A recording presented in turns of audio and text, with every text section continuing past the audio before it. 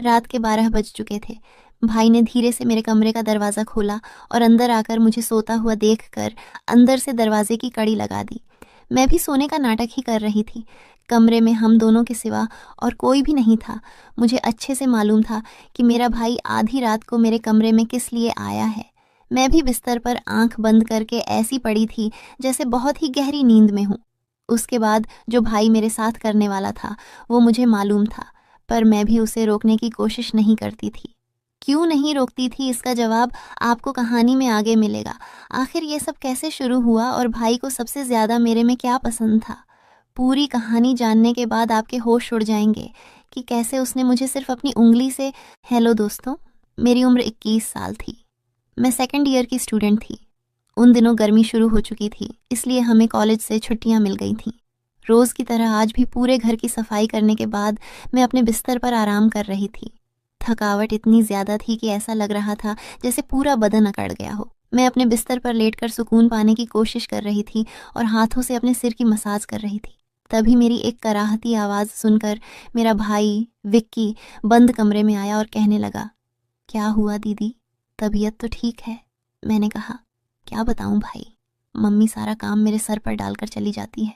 College की छुट्टियां क्या हुई, सारे घर की जिम्मेदारी मुझ पर आ गई है। ऊपर से मुलाजिम भी छुट्टी पर है। मुझसे नहीं होते ये घर के काम। मेरी बात सुनकर वह मेरे पास बैठ गया और कहने लगा, मेरी प्यारी बहन, कोई बात नहीं, मैं अब भी तुम्हारे लिए दूध लेकर आता हूँ, उसे पियोगी तो सुकून मिलेगा। विक्की की बात सुनकर मैं मुस्कुरा दी और कहा, बस तुम खाना बाहर से ले आना, मैं थोड़ी देर सो जाऊंगी। इसके बाद वह वापस दूध लेकर आया। उसे देखकर मुझे उस पर बहुत प्यार आया। सच में दुनिया में बहुत कम ही ऐसे भाई होते हैं जो अपनी बहनों का इतना ख्याल रखते हैं। मैंने उसे ढेर सारी दुआएं दी और उसका लाया हुआ दूध पीने लगी। दूध पीने के बाद मैंने गिलास एक साइड पर रखा और लेट गई। विक्की कहने लगा, चलो मैं तुम्हारा सिर दबा देता हूँ, तुम आराम से सो जाओ। वह मेरे सिरहाने बैठ गया और अपने हाथों से मेरा सिर दबाने लगा। मुझे धीरे धीरे सुकून मिलने लगा और दर्द भी कम होने लगा। मैं आंखें मूंद कर सोने लगी और गहरी नींद में चली गई। मुझे पता ही नहीं चला कि घंटों तक मैं सोती रही। मेरी आंख मम्मी की आवाज़ से खुली। मैं हड़बड़ाकर उठी। सिर बुरी तरह बोझिल हो रहा था। घड़ी पर नज़र डाली तो रात के 9 बज रहे थे। मुझे एकदम झटका सा लगा। बड़ी अजीब बात थी कि पापा ऑफिस से वापस आ चुके थे। शायद थकावट की वजह से मुझे वक्त का एहसास ही नहीं हुआ। जैसे ही उठकर 2 कदम चली, मुझे चक्कर आ गए। आंखों के आगे अंधेरा छा गया। अगर दीवार का सहारा न लिया होता तो यकीनन गिर जाती। फ्रेश होकर बाहर आई तो देखा खाने की टेबल पर सब मेरा ही इंतज़ार कर रहे थे। मैं जाकर आराम से कुर्सी पर बैठ गई। विक्की मुझे देखकर मेरी प्लेट में खाना डालने लगा। फिर मम्मी से कहने लगा, मम्मी, अन्नू पर काम का बोझ थोड़ा कम डाला करें। अगर अन्नू नहीं आ रही है तो उसकी जगह किसी और को रख लें। यह बेचारी सारा दिन काम करके थक जाती है। देखें तो इसकी रंगत भी पीली पड़ चुकी है। मेरी हालत वाकई ख़राब हो चुकी थी। मैं बहुत थकी हुई महसूस कर रही थी। मम्मी और पापा दोनों ही जॉब करते थे, क्योंकि सिर्फ पापा की नौकरी से घर चलाना मुश्किल था। ऊपर से हमारी पढ़ाई के खर्चे भी कुछ कम नहीं थे, इसलिए मम्मी भी उसी कंपनी में काम करती थी जहां पापा नौकरी करते थे। मैं और विक्की कॉलेज जाते थे, मगर अभी गर्मियों की वजह से छुट्टियां थीं, इसलिए हमें घर पर ही रहना पड़ रहा था। मैंने यह बात नोट की थी कि पिछले कुछ दिनों से विक्की मेरे साथ कुछ ज़्यादा ही जुड़ गया है। जब से मेरी छुट्टियां हुई थीं, वह मेरा बहुत ख्याल रखने लगा था। अगर मैं घर का कोई काम कर रही होती तो आकर मेरी मदद करने लगता। अगर मैं थक जाती तो मेरा सिर दबाने लगता। मैं उसे मना करती, मगर वह कहता, नहीं, तुम थक चुकी हो, इतना काम करती हो, मेरा हक है कि मैं तुम्हें सुकून पहुंचाऊं। मैं भी चुपचाप लेटी रहती। लेकिन एक रात जो कुछ हुआ उससे मेरे होश उड़ गए। क्या विक्की कभी ऐसा कर सकता है? उस रात मैं अपने कमरे में सो रही थी। आधी रात को मुझे महसूस हुआ जैसे कोई मेरे कमरे में आया हो। वह आहिस्ता आहिस्ता चलता हुआ मेरे बिस्तर के करीब आ रहा था। भले ही मैं सोने की कोशिश कर रही थी, मगर मेरा दिमाग पूरी तरह जाग रहा था। मैंने अचानक हड़बड़ाकर आंखें खोल दी। कमरा अंधेरे में डूबा हुआ था। जब मैंने चारों ओर देखा तो कमरे में कोई नहीं था, बस दरवाज़ा थोड़ा खुला हुआ था। मैं हमेशा सोने से पहले दरवाज़ा बंद करके सोती थी। फिर यह कैसे खुल सकता था? नींद से भरी आंखों से उठकर मैंने दरवाजे को बंद किया और लॉक कर दिया।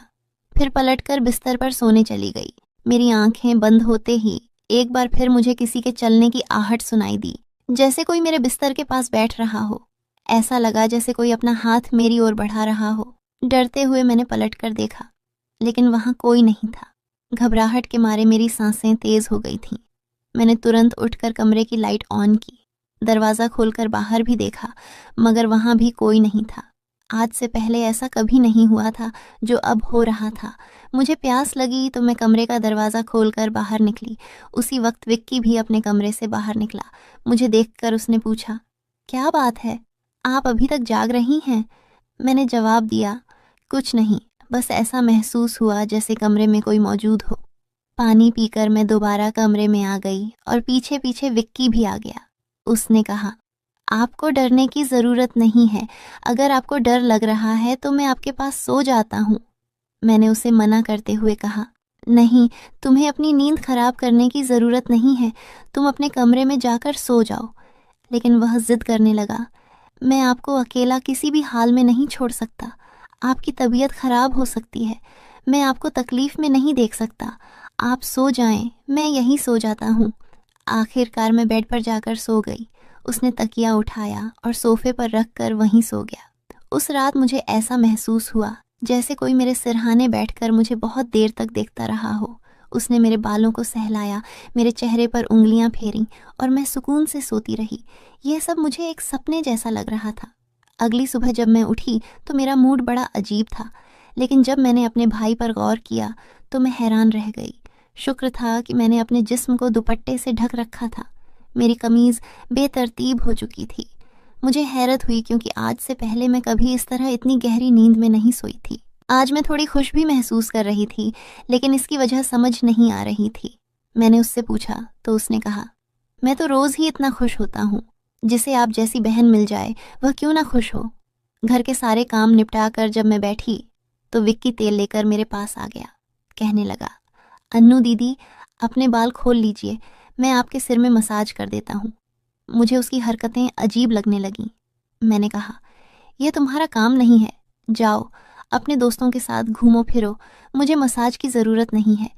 मगर उसने मेरी बात नहीं मानी और ख़ुद ही मेरे बालों से कैचर उतारते हुए कहने लगा, आप नखरे मत किया करें। किस्मत वालों को ही ऐसे भाई मिलते हैं। जब आपका भाई आपके खूबसूरत रेशमी बालों में मसाज करना चाहता है तो आपको क्या समस्या हो सकती है। आ जाइए, मैं आपके सिर की मसाज कर देता हूँ, आपको बहुत सुकून मिलेगा। वह मुझे उठाकर कमरे में ले गया। मैं बेड पर तकिया रखकर लेट गई। मेरे बाल बेड से नीचे लटक रहे थे। वह मेरे सिरहाने बैठकर मेरे बालों की मसाज करने लगा। विक्की मुझसे 4 साल छोटा था, लेकिन मुझे नाम से ही बुलाता था। उसने कहा, आप इतनी प्यारी हैं कि आपको देखकर दिल करता है कि आप हमेशा इसी तरह मुस्कुराती रहें और मैं आपकी लाड उठाता रहूं। वह मेरे बालों की मसाज कर रहा था और उसके हाथों में जैसे जादू था। मुझे इतना अच्छा लग रहा था कि मैं धीरे धीरे नींद की वादियों में खोने लगी। तेल की खुशबू भी बहुत ज़बरदस्त थी। मैंने उससे पूछा, यह कौन सा तेल है? वह बोला, यह बहुत ही ख़ास तेल है, ख़ास आपके लिए। आपके जो इतने हसीन बाल हैं ना, ये उन्हीं बालों के लिए बना है। उसकी बातें बहुत प्यारी थीं, हालांकि मैं समझ नहीं पा रही थी कि वह किस लहजे में बात कर रहा है। बहरहाल मसाज के दौरान ही मैं गहरी नींद में खो गई। कुछ देर बाद जब मेरी आंख खुली तो मेरा पूरा बदन दर्द से टूट रहा था। ऐसा लग रहा था जैसे मेरी टांगों पर बहुत ज़्यादा वज़न रखा गया हो। पूरे बदन में दर्द सरक रहा था। मैं धीरे धीरे उठकर बैठी और आसपास देखने लगी। मेरी हालत अजीब थी। जब मैंने खुद पर गौर किया तो देखा कि मैं पूरी तरह भीगी हुई थी, जैसे किसी ने मुझे नहला दिया हो। मेरे कपड़े गीले थे, पंखा बंद था और कमरे में गर्मी थी। ये सब क्या हो रहा था?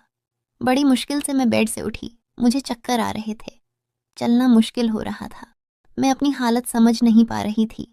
ऐसा क्यों लग रहा था कि मैंने सोया नहीं, बल्कि कोई भारी मेहनत वाला काम किया हो। बड़ी मुश्किल से चलकर मैं बाथरूम गई और फ्रेश हुई। अपनी हालत पर गौर किया तो लगा जैसे शरीर पूरी तरह थकावट से चूर था। जब मैं कमरे से बाहर निकली तो मुझे फुसफुसाने की आवाज़ें सुनाई दीं। ऐसा लग रहा था जैसे कोई किसी से बात कर रहा हो।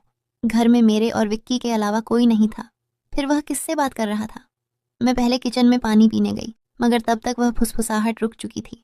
मैं किचन के दरवाजे के पास खड़ी थी जब मैंने बैठक से किसी को निकलते देखा।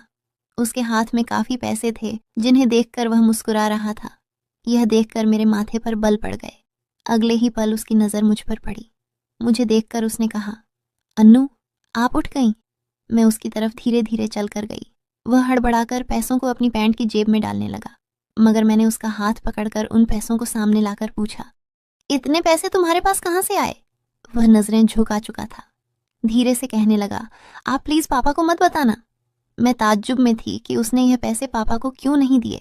मैंने सख्ती से पूछा तो वह सहम गया। उसने कहा, ये पैसे तो पापा के एक दोस्त ने कई साल पुराने कर्ज के रूप में लौटाए थे। मैंने सोचा था कि इनसे मोबाइल खरीद लूंगा, लेकिन उसने पैसे मुझे थमा दिए। मैंने उसे डांटते हुए कहा, हाँ, तुमने अच्छा किया। घर के हालात देखो किस कदर खराब हैं। हमारे माँ बाप दोनों नौकरी कर रहे हैं और तुम मोबाइल खरीदने की बात कर रहे हो। वह शर्मिंदा हो गया। उसी रात मैंने वे पैसे पापा को दे दिए। उस रात विक्की मुझसे कोई बात नहीं कर सका और जल्दी सोने चला गया। अगले दिन मैं किचन में काम कर रही थी जब विक्की अपने दोस्तों के साथ घर में दाखिल हुआ। मैं यह देखकर हैरान थी कि वह अपने दोस्तों को सीधा लाउंज में ले आया था। उस वक्त मैं दुपट्टा उतारकर बर्तन धो रही थी। जैसे ही वे सब हंसते हुए अंदर आए, मैंने तुरंत दुपट्टा ओढ़ लिया। मैंने उसे समझाने की कोशिश की, यह क्या तरीका है? तुम जानते हो इस वक्त मम्मी पापा घर पर नहीं हैं, फिर भी तुम इन लोगों को घर ले आए हो। विक्की तुनक्कर बोला, यह मेरा घर है। जब आपको मेरा ख्याल नहीं है तो मैं आपका ख्याल क्यों करूं? अच्छा, खाना तैयार करो। ये मेरे बहुत खास दोस्त हैं। वह मुझसे काफ़ी नाराज़ लग रहा था, मगर अब मैं क्या करती? खाना तो बनाना ही था। मैं उसके दोस्तों के लिए खाना बनाने लगी। तभी वह बोला, खाना परोसने भी तुम खुद ही आओगी? विक्की का यह रवैया मुझे हैरान कर रहा था।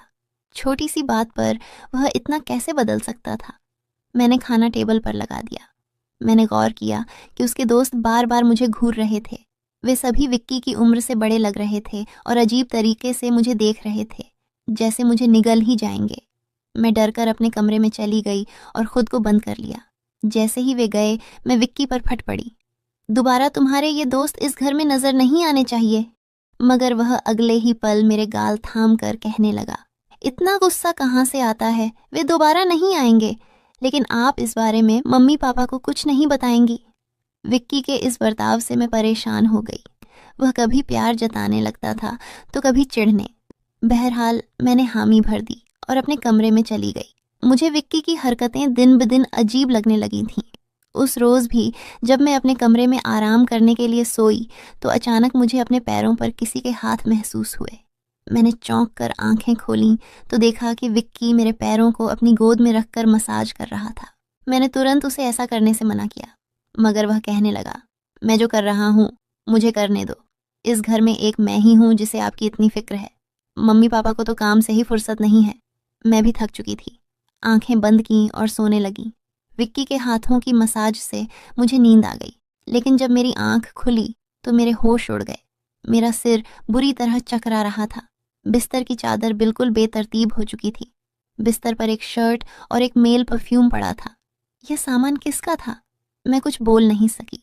मेरे सिर में इतनी तेज दर्द था कि मैं फिर से बिस्तर पर गिर गई। ऐसा लग रहा था जैसे किसी ने मुझे बेहोशी की दवा पिला दी हो। पास में फुसफुसाने की आवाजें आ रही थीं, मगर कौन बोल रहा था यह मैं पहचान नहीं सकी। मुझे सिर्फ विक्की की आवाज़ सुनाई दे रही थी। ऐसा लग रहा था जैसे वह मेरे कमरे में मौजूद हो और मुझे उठाने की कोशिश कर रहा हो। कुछ देर बाद जब मेरी आंख खुली तो सारा दृश्य मेरी नज़रों के सामने घूमने लगा। मैंने सबसे पहले बेड की तरफ देखा, जहाँ पहले शर्ट और परफ्यूम पड़े थे, मगर अब वहाँ कुछ भी नहीं था। आज फिर मेरी हालत बहुत अजीब थी। मैं कोई बच्ची नहीं थी जो यह सब कुछ समझ न पाती। घर में मेरे और विक्की के अलावा और कोई नहीं था। फिर मेरे सोने के बाद ऐसा क्या होता था कि मेरा पूरा शरीर पानी से नहला दिया गया हो? सिर्फ इतना ही नहीं, मेरा शरीर दर्द से चूर था और रंगत भी बिल्कुल पीली पड़ चुकी थी। दिन ब दिन विक्की मेरे करीब आने की कोशिश कर रहा था, मगर मैं हर बार कोई न कोई बहाना बनाकर अपने कमरे में चली जाती थी। मेरे दिमाग में अजीब अजीब से विचार आने लगे थे। तबीयत भी काफ़ी ख़राब रहने लगी थी। मेरी हालत देखकर माँ भी परेशान हो गई। उन्होंने कहा कि वह अगले दिन ऑफिस से छुट्टी लेकर मुझे डॉक्टर के पास ले जाएंगी ताकि पता चल सके कि मुझे क्या समस्या है। उस रात मैं बार बार उठ रही थी और ठीक से सो नहीं पाई। अगले दिन मेरे माता पिता हमेशा की तरह अपने काम पर चले गए। मुझे लगा शायद उन्हें मेरी परवाह नहीं थी। आखिरकार मैं खुद ही डॉक्टर के पास गई। वहाँ अल्ट्रासाउंड से पता चला कि मैं गर्भवती हूँ। यह सुनकर मेरे होश उड़ गए। आखिर यह सब मेरे साथ कौन कर सकता था? विक्की मेरा भाई था, लेकिन फिर मेरे दिमाग में यह बात आई कि मैं उसे सगा भाई समझती हूँ, जबकि वह मेरा सौतेला भाई है।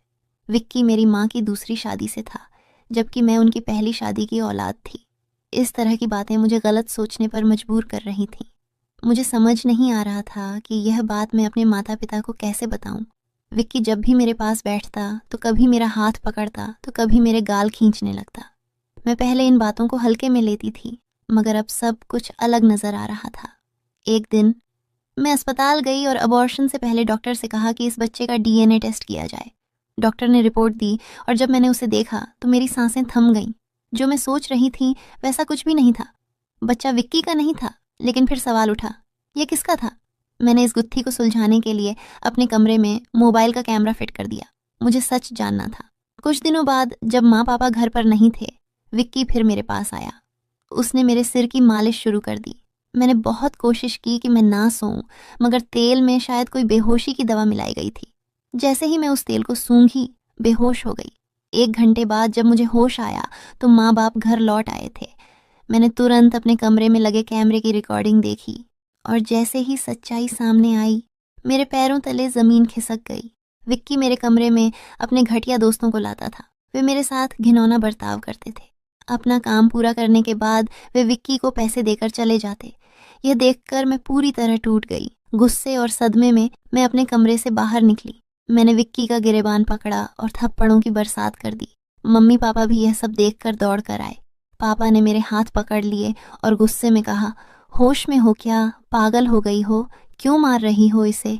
मैं रोते हुए चिल्लाई, आप देखिए यह जलील इंसान मेरे साथ क्या कर रहा है। मैंने उन्हें कैमरे की रिकॉर्डिंग दिखा दी।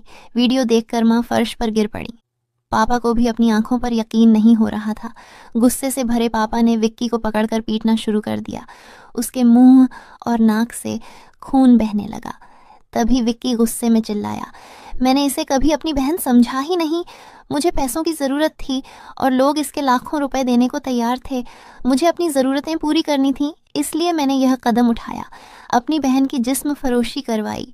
यह सुनकर मैं अपने कानों पर हाथ रखकर बस रोती रही। पापा ने उसे इतना मारा कि वह लहूलुहान हो गया, मगर जैसे तैसे वह खुद को छुड़ाकर घर से भाग गया। उसके बाद वह कभी भी उस घर में लौट कर नहीं आया। मेरे पेट में पल रहा बच्चा नाजायज़ था।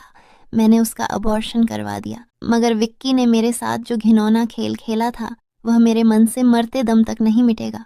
भाई वही होता है जो आपका सगा हो और आपकी इज्जत करे। किसी भी अनजान मर्द के सहारे अपनी जवान बेटी को छोड़ना बहुत बड़ी गलती है, क्योंकि ऐसे शैतानी मर्द हर वक्त इसी ताक में रहते हैं कि किसी बेबस और मासूम लड़की की इज्जत को नीलाम कर सकें। मैं अपने सभी सुनने और पढ़ने वालों से यही गुजारिश करूंगी कि अपनी बेटियों का हमेशा ख्याल रखें, उन्हें पर्दे में रखें और कभी किसी अनजान मर्द के सहारे अकेला न छोड़ें। इस पूरे मामले में गलती किसकी थी? मेरे माँ बाप की, जो पैसा कमाने की दौड़ में बच्चों से बिल्कुल बेफिक्र हो गए थे, या फिर मेरी, जो अपने सौतेले भाई के साथ अकेली इस घर में रहती थी और उस पर हद से ज़्यादा भरोसा करती थी? मैंने उसे हमेशा सगा भाई समझा, मगर वह मेरा भरोसा तोड़ गया। तो दोस्तों, अपनी और अपने परिवार की सुरक्षा को लेकर हमेशा